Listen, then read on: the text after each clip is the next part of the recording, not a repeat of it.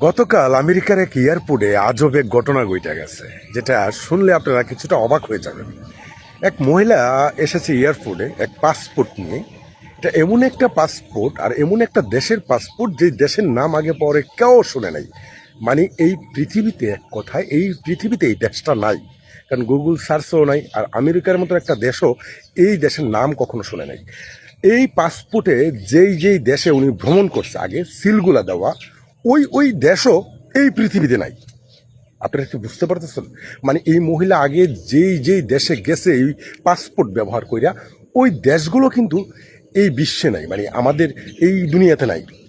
তো একটা জিনিস চিন্তা করেন, কিছুদিন আগে এটিএন টিভি একটা নিউজ প্রকাশ করছিল, যেখানে বলা হয়েছে যে অন্য গ্রহ থেকে এসে এই বিশ্ব থেকে, মানে আমাদের বিশ্ব থেকে 8,000 মানুষ তুলে নিয়ে যাবে।